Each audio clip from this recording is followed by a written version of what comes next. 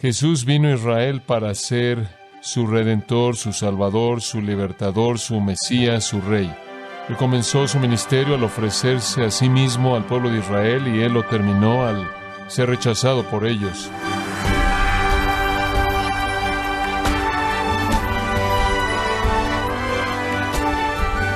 Le damos las gracias por acompañarnos en este su programa Gracias a Vosotros con el pastor John MacArthur. Un sabio dicho popular dice: más vale un gramo de prevención que un kilo de curación.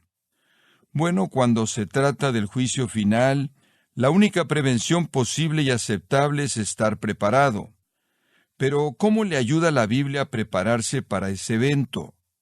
Hoy John MacArthur nos da un recordatorio urgente sobre que Jesús regresará pronto. Prepárese para este evento con la serie Jesús viene en Gracia a Vosotros. Mateo 24 y 25 son conocidos como el discurso del Monte de los Olivos. Es un discurso, un sermón que dio nuestro Señor Jesucristo en el Monte de los Olivos.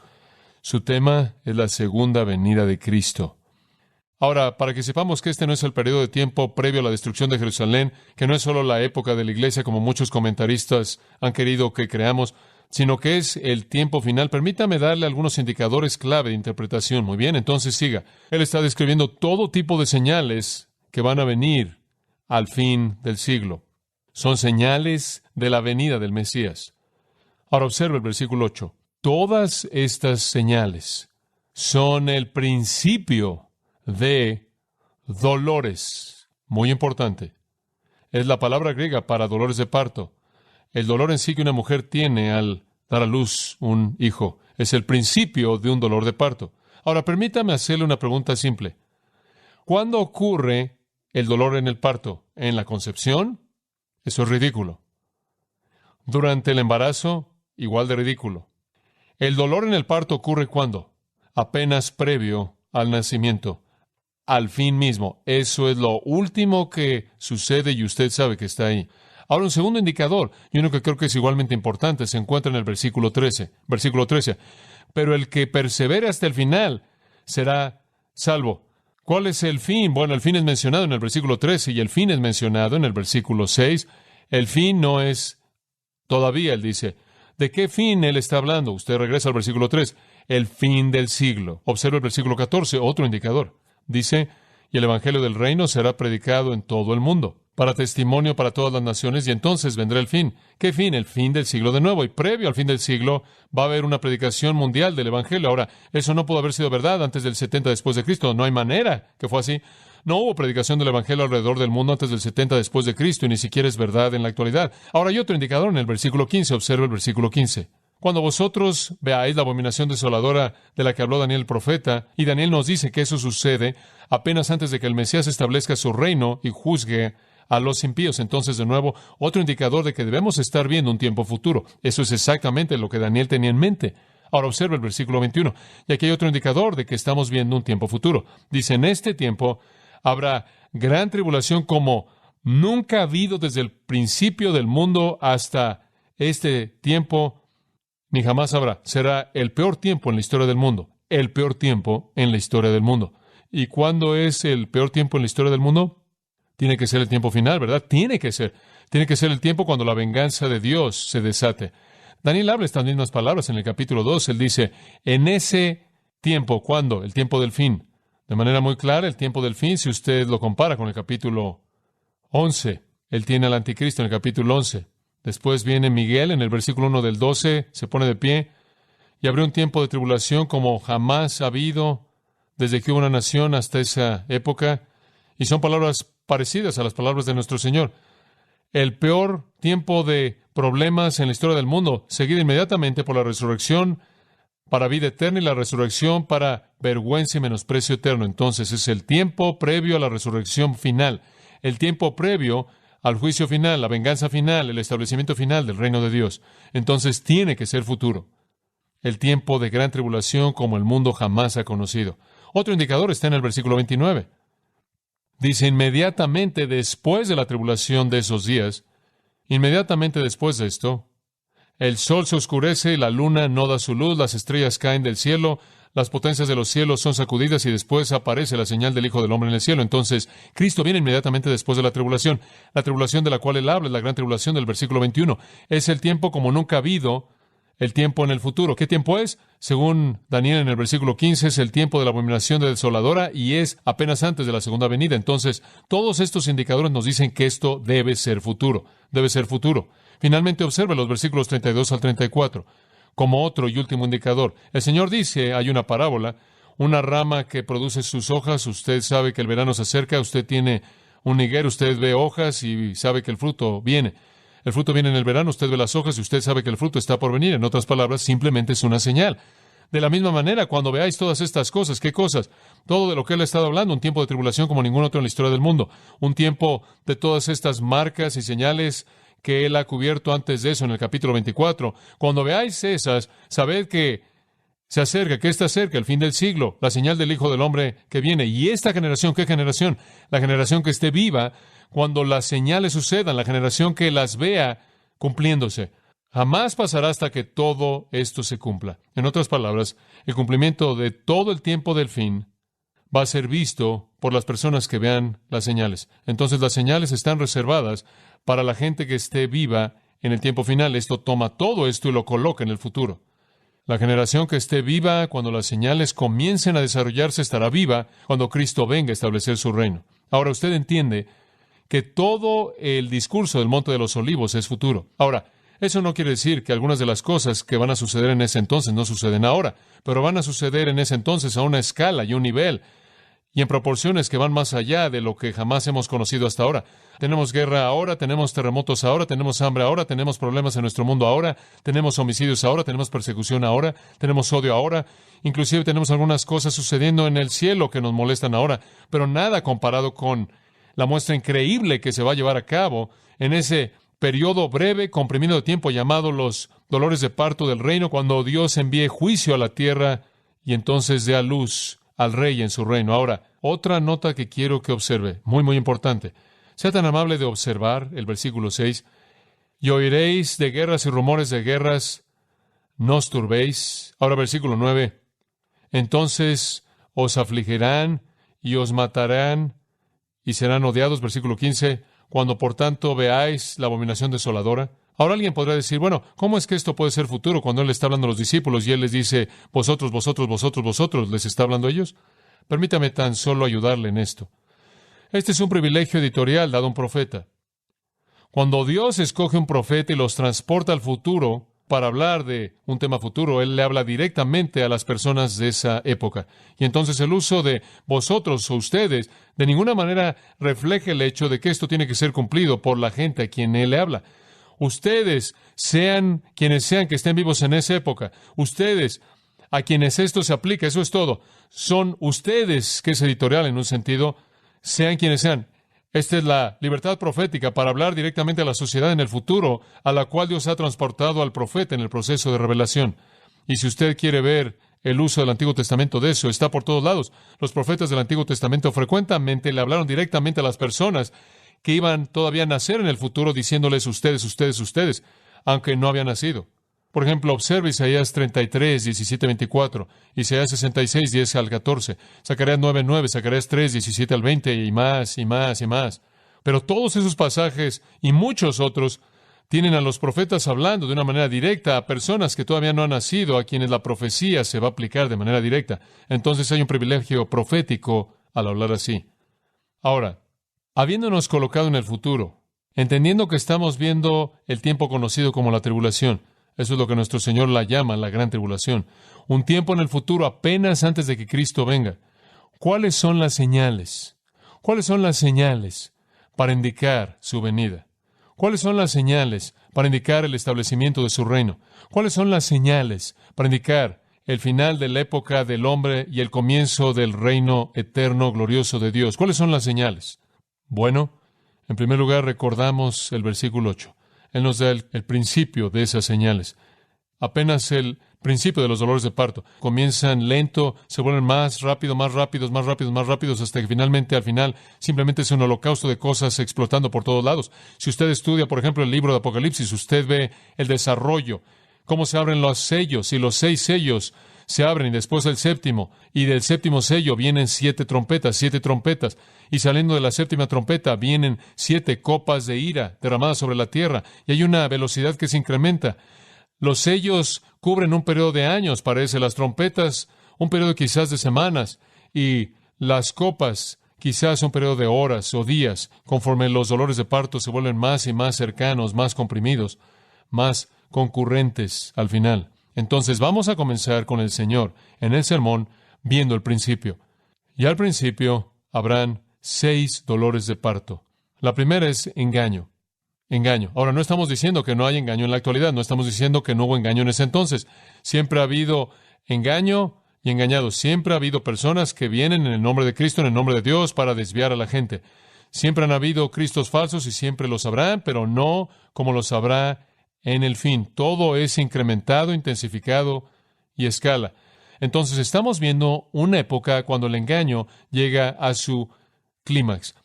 Y esa es la primera marca, la primera señal del principio de dolores. Y Jesús les respondió, versículo 4, y les dijo, guardaos, literalmente, blépete, o mirad, mantengan sus ojos abiertos, que nadie os engañe. No sean engañados, van a haber personas en ese periodo de tiempo que están buscando respuestas, el mundo va a comenzar a desintegrarse, la maldad va a desbordarse, la maldad se va a desbordar de manera absoluta. De hecho, inclusive nos dice en el versículo 12, porque la impiedad abundará.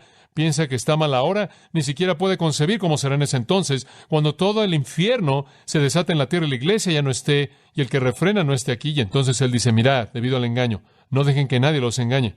Y aquí hay un mundo que simplemente se está desintegrando, aquí hay un mundo que se está desmoronando, aquí hay un mundo en donde el afecto natural ya se acabó, de acuerdo a lo que Pablo le dice a Timoteo, un mundo en donde todas las relaciones sociales se han desmoronado, un mundo que está en caos económico, un mundo que está viviendo en un pecado desenfrenado, y todo comienza a desmoronarse, todo comienza a colapsarse, y ese mundo está buscando líderes, y ese mundo está buscando a Mesías y a Salvadores y a Libertadores, y tan pronto como comienzan a clamar por ese tipo de líderes, van a haber Mesías falsos por todos lados que se van a ofrecer como la solución. Y dice en el versículo 5, muchos, lo ve ahí, muchos vendrán en mi nombre diciendo yo soy el Cristo.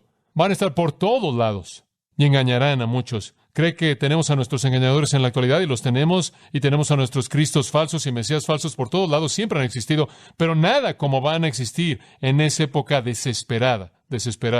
Y entonces él dice, no seáis engañados, van a venir en el tiempo final muchos que los engañarán, que querrán que ustedes crean que son el Cristo, y vendrán en mi nombre, él dice, diciendo que son el Mesías. Este discurso del Monte de los Olivos, partes del mismo también están registradas en Marcos 3 y Lucas 21. Y en Lucas 21:8, Lucas registra, y él dijo, guardaos que no seáis engañados, porque muchos vendrán en mi nombre diciendo yo soy Cristo. Y Lucas añade, el tiempo se acerca. En otras palabras, van a decir, es el tiempo para mi reino, es el tiempo para mi reino. El Señor dice, no vayáis en pos de ellos. Van a venir y van a decir, yo soy el Cristo, es el momento de mi reino. ¿Sabe una cosa? Los hemos tenido, muchos de ellos, pero no como será en ese día, en un mundo que esté en desesperación absoluta, en un mundo que esté clamando por libertadores y líderes, en un mundo en donde los hombres todavía están inclinados a la religión. Tenemos una inclinación muy religiosa en nuestra naturaleza, y van a buscar a líderes religiosos, y va a haber una proliferación de fraudes y charlatanes y mesías falsos. De hecho, ve el versículo 23, si alguno os dijere, he aquí el Cristo, he ahí el Cristo, no le creáis, porque se levantarán falsos cristos y falsos profetas, y harán grandes señales y maravillas, para que, si fuera posible, engañarán a los escogidos. En otras palabras, no van a ser simplemente como algunos de los maestros falsos en esta era. Van a poder hacer señales y maravillas, van a poder hacer magia, van a poder hacer obras sobrenaturales inspiradas por demonios que van a cautivar la atención del mundo. Y esta multitud de cristos falsos, en últimas, van a culminar en un Cristo falso conocido como ¿quién? El Anticristo. Y él va a ser la epítome de los cristos falsos. Él va a ser el individuo definitivo en quien morará Satanás, y Daniel lo llama el pequeño cuerno, y el rey con el rostro fuerte, el rey obstinado, y Juan lo llama la bestia, y Pablo lo llama el hijo de perdición y hombre de pecado, y él viene como la culminación de todos los cristos falsos, y él es tan convincente y tan engañoso que en Daniel 9:27 dice que inclusive Israel, como nación, hace un pacto con él, y entra en una asociación con él creyendo que es su liberador, así de engañadores, y todas las naciones del mundo son engañadas por él, y vienen bajo su poder. Él engaña a muchos. De hecho, la Escritura nos da mucha información acerca de él. En Daniel, capítulo 8, en el versículo 23, simplemente escuche conforme le leo esto. En los últimos días, en el tiempo del reino, cuando los transgresores lleguen a plenitud, ¿qué afirmación? Cuando los transgresores lleguen a plenitud. ¿Sabe usted por qué la historia humana espera? ¿Sabe usted por qué Dios no interviene? Él está esperando para que la transgresión llegue a su plenitud. Es como si Dios quiere darle al pecado todo lo que el pecado necesita para condenarse a sí mismo y después eliminarlo de la existencia para siempre. Es como si el pecado tiene que correr, llegar a su fin, al fin de su carrera. Y entonces en ese día, cuando los transgresores lleguen a su fin, un rey con un rostro feroz o violento y un entendimiento de ideas oscuras se levantará. ¿Qué significa entendimiento de oraciones o ideas oscuras? Él tiene comunión con los demonios y los diablos del infierno. Él es un medium que contacta a los espíritus y su poder será poderoso y no por su propio poder, es el poder del infierno y él destruirá con asombro o maravilla, un conquistador sorprendente, y él prosperará y continuará y destruirá a los poderosos y al pueblo santo. Y mediante su política él va a causar que el engaño prospere en su mano. Él será un engañador muy eficaz y él se magnificará en su corazón y mediante la paz destruirá a muchos. Él usa la paz, él usa la negociación para consumir al mundo y traerlos bajo su poder. Él es descrito, por cierto, en Apocalipsis 6. Conforme la tribulación se desarrolla, lo primero que sucede, el comienzo de los dolores de parto de Apocalipsis 6 es el mismo comienzo de los dolores de parto como lo encontramos aquí en Mateo 24. Mateo 24 dice primero, guardaos de los engañadores. Apocalipsis 6 dice, conforme la tribulación comienza, vendrá un jinete sobre un caballo blanco conquistando. Él tiene un arco sin flechas. ¿Qué significa eso? Que él intimida pero nunca dispara, él conquista con paz. Entonces el comienzo de los dolores de parto es engaño, Cristo falso. Eso es Mateo 24. Y al comienzo de la tribulación, Apocalipsis 6, paz falsa. Un jinete falso sobre un caballo blanco que está imitando al jinete verdadero sobre el caballo blanco de Apocalipsis 19. ¿Quién es quién? Cristo Jesús. Y entonces Daniel ve lo mismo. En el último tiempo, cuando la transgresión haya llegado a su clímax, entonces viene este rey, él viene en poder, él hace cosas sorprendentes, él trae poder para sí mismo mediante la paz y está en contra del príncipe de príncipes, está en contra de Cristo. En el capítulo 11 de Daniel encontramos inclusive más de él. En el versículo 36, él es llamado ahí el rey que hace según su voluntad, o el rey voluntarioso, y claro, él viola la voluntad de Dios. Él se exaltará a sí mismo, se magnificará a sí mismo sobre todo Dios. Él habla cosas maravillosas en contra del Dios de dioses y prospera hasta que la indignación sea cumplida, hasta que aquello que sea determinado se haga. Él simplemente sigue hasta que la ira de Dios haya seguido su curso y ese es el fin de él. Pero en ese entonces, él va a hacer cosas maravillosas, él va a blasfemar a Dios. Dice que él honrará al Dios de las fortalezas en el versículo 38 y un Dios a quien sus padres no conocieron, él honrará con Dios y plata, con piedras preciosas y cosas agradables. Él levanta nuevos dioses, él es un anticristo idólatra. Y entonces su engaño es increíble. De hecho, su engaño es descrito con mayor detalle en Apocalipsis capítulo 13. Y ahí Juan lo ve no como alguien con un rostro violento y no como un rey voluntarioso, sino en otra perspectiva, como una bestia. Él es una bestia que se levanta del medio de las naciones y el simbolismo es muy vívido. Él es una bestia poderosa, él es una bestia devastadora. De hecho, en el versículo 4, la gente dice, ¿quién es como la bestia? ¿Quién puede hacer guerra con él? Y se le dio una boca que hablaba grandes cosas y blasfemias y poder le fue dado para continuar por 42 meses. Esos son 3.5 años. Él va a seguir por 3.5 años. Así es como el fin comienza. Comienza con él y sigue por 42 meses o 3.5 años, la segunda mitad de la 70ª semana de Daniel, ese periodo de 7 años, el que se habla en Daniel 9:27. Como puede ver, Daniel dijo que todavía hay una semana de tribulación, una semana es una semana de años, 7 años. A la mitad de este anticristo adopta su lugar y durante los últimos 42 meses o 3.5 años, él se siente en gran poder. Él abre su boca, dice en el versículo 6, y él habla blasfemia en contra de Dios. Él blasfema el nombre de Dios, el tabernáculo de Dios, y aquellos que moran en el cielo. y a Él le es dado el hacer guerra con los santos y vencerlos, y poder le fue dado sobre todas las lenguas, todas las naciones, y todos los que moran sobre la tierra lo adorarán. ¿Puede imaginarse usted un engaño así? El mundo literalmente cree que este es el Mesías, este es el Salvador, el cual el mundo ha anhelado por tanto tiempo ver.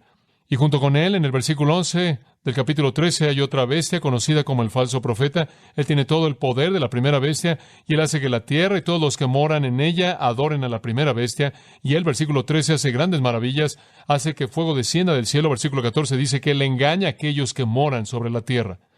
Entonces Jesús dice, miren, mantengan sus ojos abiertos al final para que no seáis engañados, porque van a venir cristos falsos en mi nombre diciendo, yo soy el Cristo, que engañarán a muchos. ¿Cuántos?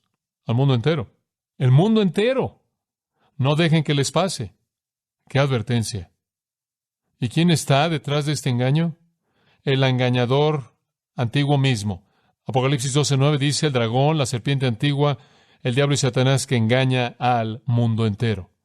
Un pasaje más. Segunda de Tesalonicenses 2. Vamos a cerrar con este. Segunda de Tesalonicenses 2.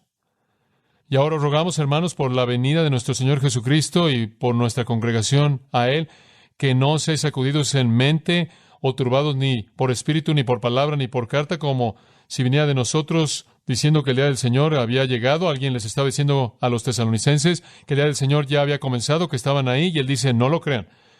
No sean molestados por nadie, ni por carta, ni nadie, ni un espíritu, ni nadie. Que nadie los haga pensar que hemos entrado al día del Señor. ¿Por qué? Versículo 3. Que nadie os engañe de ninguna manera, porque ese día no puede venir a menos de que primero venga una apostasía y que el hombre de pecado sea revelado, el hijo de perdición. Y Pablo está en línea con Daniel, y Pablo está en línea con Jesús, y Pablo está en línea con Apocalipsis, y diciendo exactamente lo mismo. Antes de la venida del Señor, se llevará a cabo la revelación de este hombre de pecado, el hijo de perdición, el rey voluntarioso, el rey con el rostro violento, la bestia que engaña al mundo. Él se opone y se exalta a sí mismo sobre todo aquello que es llamado Dios o que es adorado, de tal manera que él, como Dios, se sienta en el templo de Dios, mostrándose a sí mismo como si fuera Dios. Y dice, versículo 8, entonces ese impío será revelado. Versículo 9, inclusive aquel cuya venida es según la obra de Satanás, con todo poder y señales y maravillas mentirosas y con todo engaño en injusticia en aquellos que perecen. Él viene y engaña al mundo entero. Como puede ver, la Biblia es tremendamente coherente. Todo esa segunda mitad de la tribulación, los últimos 3.5 años, comienzan con la ascendencia del Mesías falso. Antes de él, habrán muchos de ellos e inclusive quizás durante su reinado, muchos de ellos peleando en contra de él sin éxito. Entonces, la primera señal del fin de la época del hombre es el engaño. Engaño que es tan eficaz que literalmente en últimas resulta en el engaño del mundo entero.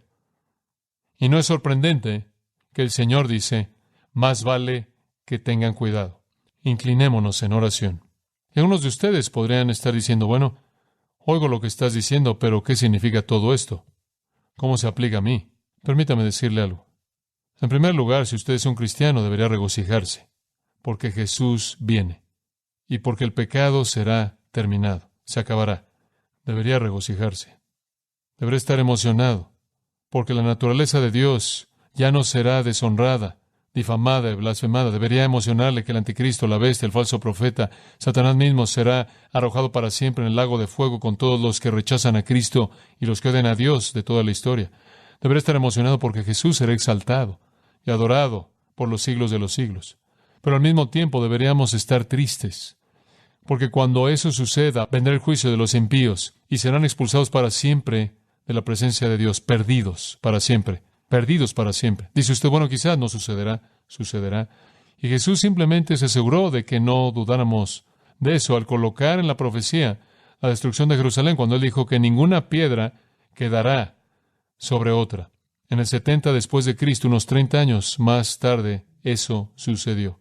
Ninguna piedra quedó sobre otra. Y leí esta semana en Josefo que el comandante en jefe, Tito Vespasiano, se puso de pie en medio del templo y le gritó a sus soldados que no hicieran eso, pero lo hicieron de cualquier manera. Tito, sin duda alguna, Representó a Satanás tratando de detener la profecía, evitando que fuera cumplida, pero Dios fue más poderoso que Satanás. Y Dios había permitido que el odio apasionado de esos romanos en contra de los judíos los llevaran al punto en el que rechazaron los mandatos de su propio general y despedazaron eso en contra de los mandatos de su propio general.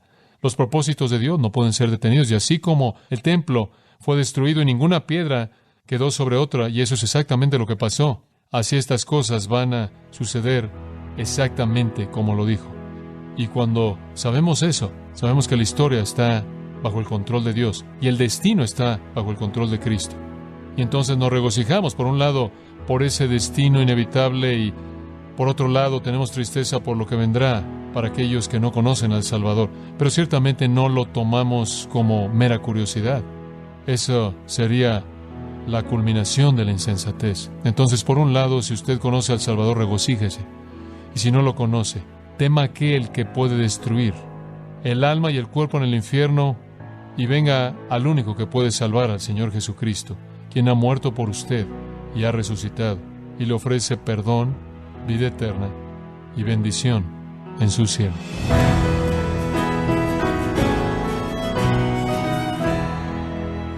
John MacArthur nos está mostrando las señales de la venida de Jesús. Este es un tema de gran interés para muchas personas, y es el enfoque de la serie actual titulada Jesús viene, aquí en gracia a vosotros. Y quiero recordarle, estimado oyente, que tenemos a su disposición el libro La Segunda Venida, escrito por John MacArthur, en donde nos ayuda a anhelar la segunda venida del Señor al presentarnos textos bíblicos clave y el discurso escatológico de Cristo en el Monte de los Olivos. Puede adquirirlo en nuestra página en gracia.org o en su librería cristiana más cercana.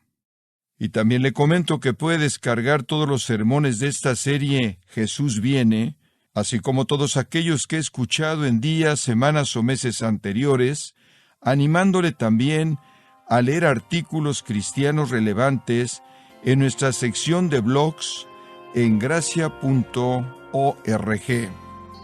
Si tiene alguna pregunta o desea conocer más de nuestro ministerio, como son todos los libros del pastor John MacArthur en español, o los sermones en CD, que también usted puede adquirir, escríbanos y por favor mencione la estación de radio por medio de la cual usted nos escucha en Gracia a Vosotros.